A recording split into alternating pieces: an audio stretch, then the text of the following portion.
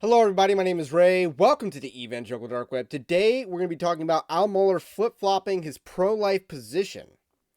And it's interesting the timing of him flip-flopping his pro-life position as the more abolitionist position, that's what they call themselves. The abolitionist position has gained more prominence. It's going to be the dominant view in the pro-life movement. First of all, because I think it already is, like in rank and file pro-lifer, pretty much already believes this position. It's just not held by the establishment. And then second of all, the establishment feminist position on the abortion debate keeps losing. People like Lila Rose and Kristen Hawkins keep losing debates to people like Destiny. So that happens, you're gonna see the more logical position in the pro-life camp emerge and probably take over eventually. And you see organizations like Abolitionists Rising. They are surging to the occasion. I believe they have the most views on YouTube of any pro-life channel. Congratulations to them, and maybe we'll get them on for an interview one day. But today we're going to talk about Al Mohler's changing his positions to this view that women are morally culpable for getting an abortion. But first, I want to let you know, Evangelical Dark Web is a Christian news gathering and commentary channel. You can support us over at evangelicaldarkweb.org/join. That's our Patreon-like system. That gives you more access to more content. But we also have more articles that you get for free anyway via our newsletter, Evangelical Dark Web newsletter, that gives you Christian news in your inbox each and every day. But the least you can do is like this video, subscribe to the channel if you're new. So on April 16th, April 2016, this is what Al Mohler said. And just to provide more context to this, I believe this is the same time that a certain presidential candidate, Donald Trump, said, yeah, of course a woman should go to jail for an illegal abortion. So he said some comment like that. Then he went on to win the presidency, by the way. Take notes, Republican consultant class. Take notes, Donald Trump, since he's not on board with that messaging at all for 2024. But in 2016, Donald Trump said that the woman should be held accountable. And I believe this is what Al Mohler is responding to when he said this. The pro-life movement, once again, has never called for the criminalization of the woman, but rather for the criminalization of the one who kills the baby. That is, any doctor or other person who brings about an abortion of an innocent human child. But this also points to a deeper moral issue, and this is in the background to the pro-life movement's position on the issue. It is this.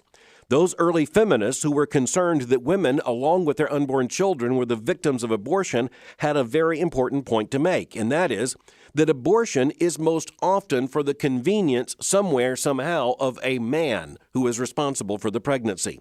As a matter of fact, even today, those who work in crisis pregnancy centers and observe what is going on in abortion centers will tell you that in many cases, women are brought by men for whom the abortion is the easy way out of a pregnancy. And far too many women, even today, not just back in the 19th and early 20th centuries, are being forced into abortion by the very men who are responsible for the child. So let's kind of debunk that for a second, because the group that has the highest abortion rates are women making, plus 400 FPL, well above the poverty line. That is who has the highest abortion rates. Basically, career women, the girl bosses, they are the ones murdering babies at the highest rates. That is what the statistics will tell you, is that career women have higher abortion rates than impoverished women. So the statistics debunk much of what Al Mohler says. He's going off of pregnancy centers, which I don't think is the most reliable place to get data on who gets and who does not get an abortion. In those situations, they're more likely to see the person dragged in by their boyfriend. They're more likely to see that. But those, statistically speaking, it's pretty rare. It's the girl boss mentality of, I don't want to give up my career. It's that mentality that drives much of the abortion we see today. But what has changed? And I think the biggest changing factor in this, and this is something that the pro life movement or industry, depending on how you want to look at it, does not want to address, is the rising proliferation of self performed abortion. So women aren't going to a doctor and getting cut open and an abortion is being taken. That is not common practice as it used to be. That imagery of the doctor's the murderer, the doctor's the hitman isn't really true anymore. If anything, they're more likely the arms dealer in this relationship. And they're the person selling the gun out of the trunk of their car to the person who's going to do the murder. That is what the doctor is most often now. The statistics are at, I believe, 63% of all registered abortion, all abortions that have to do with a clinic. It's 63% self-performed, and that does not include anything that was online, over-the-counter type of thing. And the Biden administration pushed heavily for that, using emergency authorization. They were pushing the telehealth on that. So anyway, this is what Al Mohler is saying this month. I guess most controversial in terms of the abortion abolition movement has to do with the fact that the argument is made that all persons who are morally and criminally responsible for abortion should be prosecuted, and the law should be very clear about holding persons accountable for the entire question of abortion, the entire practice of abortion.